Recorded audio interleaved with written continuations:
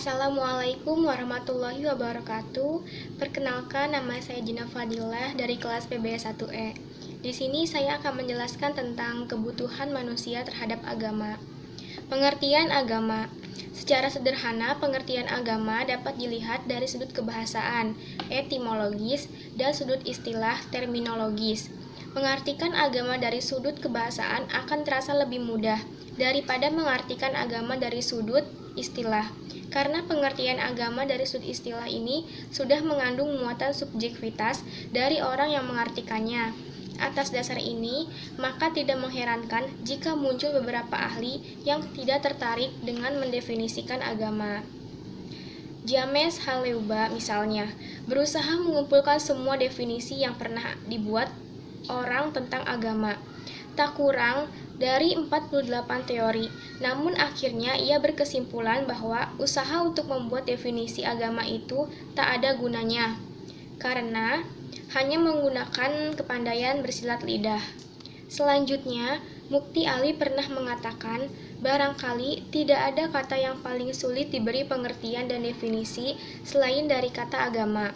Pernyataan ini didasarkan ketiga alasan. Pertama, bahwa pengalaman agama adalah soal batini, subjektif, dan sangat individualis sifatnya. Kedua, barangkali tidak ada orang yang begitu semangat dan emosional daripada orang yang membicarakan agama. Karena itu, setiap pembahasan pada orang yang membicarakan agama tentang arti agama selalu ada emosi yang melekat erat sehingga kata agama itu sulit didefinisikan. Ketiga, konsepsi tentang agama dipengaruhi oleh tujuan dari orang yang memberikan definisi tersebut. Setiap agama memiliki interpretasi diri yang berbeda dan keluasaan interpretasi diri itu juga berbeda-beda. Hingga seorang ahli ilmuwan jiwa agama sebagaimana dikutip Jakiyah Derajat mengatakan bahwa tidak ada yang lebih sukar daripada mencari kata-kata yang dapat digunakan untuk membuat definisi agama, karena pengalaman adalah subjektif, intern, dan individual. Beberapa pernyataan tersebut di atas sengaja dikemukakan di sini sebelum memasuki pembahasan mengenai pengertian agama lebih lanjut, dengan tujuan agar dari awal kita memandang bahwa suatu pengertian agama yang dikemukakan oleh seorang ahli dianggap lebih unggul dibandingkan dengan pengertian agama yang diberikan sehingga menganggap lebih superior dan tertutup untuk menerima pendapat orang lain yang justru merugikan. Untuk itu, marilah kita ikuti uraian mengenai pengertian agama sebagai berikut. Pengertian agama dari segi bahasa dapat kita ikuti antara lain uraian yang diberikan Harun Nasution. Menurutnya, dalam masyarakat Indonesia selain dari kata agama dikenal pula din dari bahasa Arab dan kata religi dalam bahasa Eropa. Menurutnya, agama berasal dari kata Sanskrit. Menurut satu pendapat, Harun Nasution juga mengatakan kata itu tersusun dari dua kata, a, tidak, dan gam, pergi. Jadi, agama artinya tidak pergi, tetap di tempat, diwarisi secara turun-temurun. Hal demikian menunjukkan pada salah satu sifat agama yang diwarisi secara turun-temurun dari satu generasi ke generasi yang lainnya. Selanjutnya, ada lagi pendapat yang mengatakan bahwa agama berarti teks atau kitab suci. Selanjutnya, din dalam bahasa Semit berarti undang-undang atau hukum. Dalam bahasa Arab, kata ini mengandung arti menguasai, menundukkan, patuh, utang, balasan, dan kebiasaan. Pengertian ini juga sejalan dengan kandungan agama yang ada di dalamnya. Terdapat peraturan-peraturan yang merupakan hukum yang harus dipatuhi oleh penganut agama yang bersangkutan. Adapun kata religi berasal dari bahasa Latin.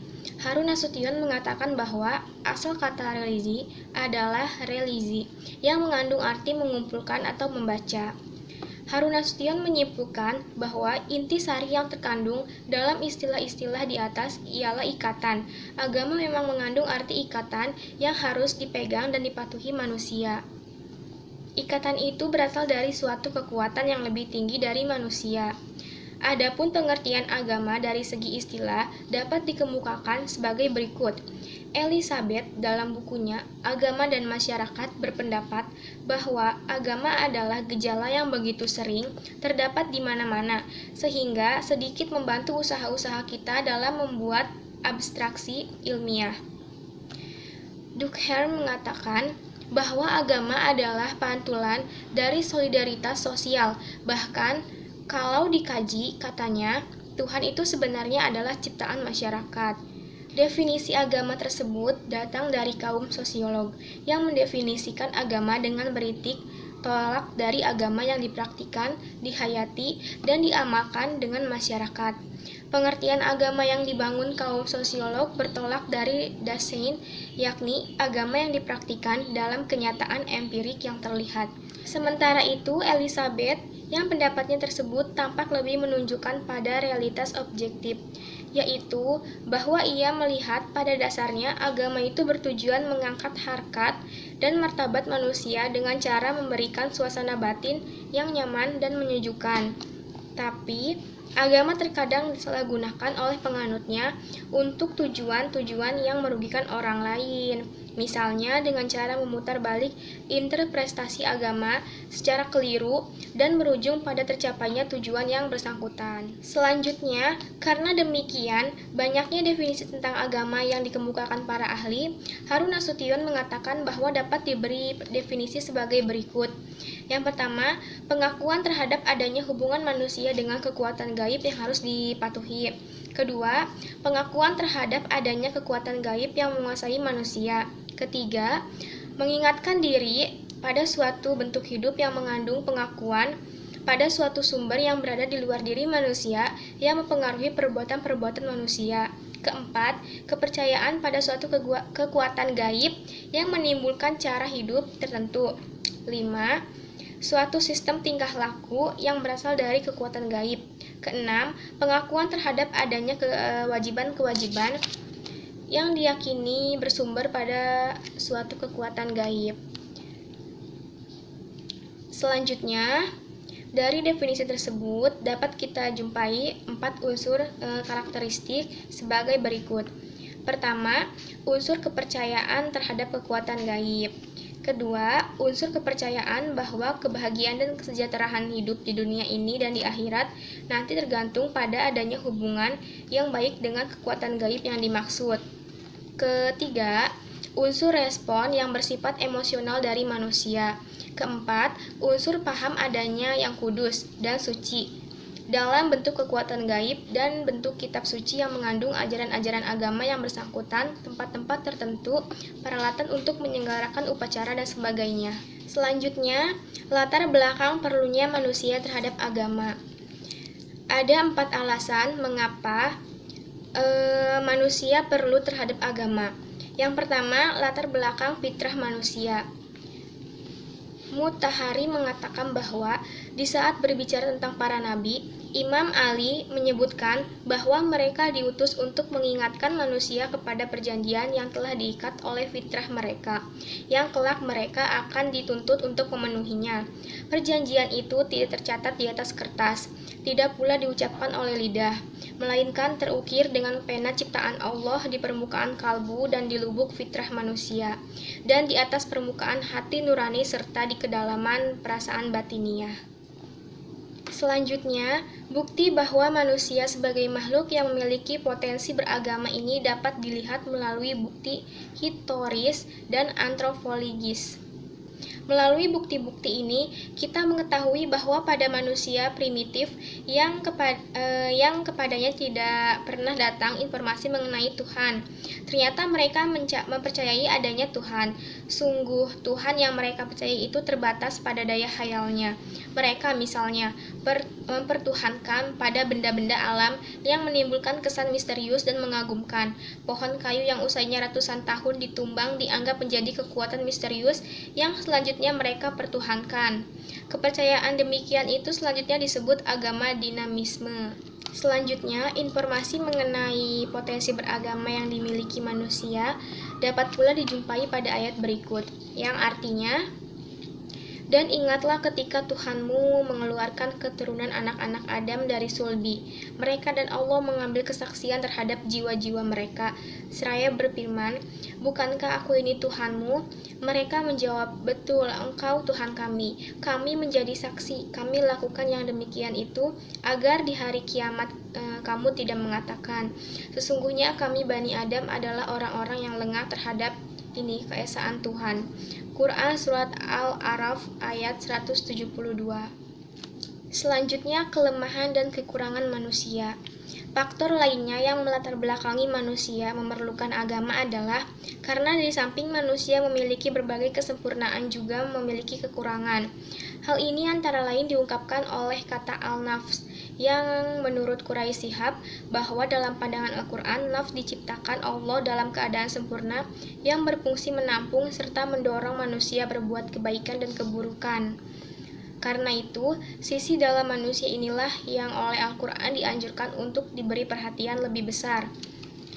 Kita misalnya membaca ayat suci ini yang artinya, demi nafs serta penyempurnaan ciptaan Allah mengilhamkan kepadanya kefasikan dan ketakwaan. Quran Surat Al-Syam ayat 7-8. Selanjutnya, tantangan manusia. Faktor lain yang menyebabkan manusia memerlukan agama adalah karena manusia dalam kehidupannya senantiasa menghadapi berbagai macam tantangan, baik dari luar maupun dari dalam. Tantangan dari dalam berupa dorongan hawa nafsu dan bisikan setan, sedangkan tantangan dari luar dapat berupa rekayasa dan upaya-upaya yang dilakukan manusia yang secara sengaja berupaya ingin memalingkan manusia dari Tuhan. Selanjutnya, orang-orang kafir juga sengaja mengeluarkan biaya yang tidak sedikit untuk mereka gunakan agar orang mengikuti keinginannya. Berbagai bentuk budaya, hiburan, obat-obat terlarang, dan lain sebagainya dibuat dengan sengaja. Untuk itu, upaya mengatasi dan membentengi manusia adalah dengan mengajar mereka agar taat menjalankan agama. Godaan dan tantangan hidup demikian itu saat ini semakin meningkat, sehingga upaya mengagamakan masyarakat menjadi sangat penting. Nah, itu dia materi yang bisa saya sampaikan. Kurang lebihnya mohon maaf, karena saya juga masih dalam tahap belajar. Wassalamualaikum warahmatullahi wabarakatuh. A'udzu billahi minasyaitonir rajim. Bismillahirrahmanirrahim. Wattini wazzaitun watturis sinin wa hadzal baladil amin. Laqad khalaqnal insana fi ahsani taqwim. Summa radatnahu asfala safilin. Illal ladzina amanu wa amilus solihati falahum ajrun ghairu mamnun. Fama yukazzibuka ba'du biddin. Alaihissallahu biahkamil hakimin. Shadaqallahul azim.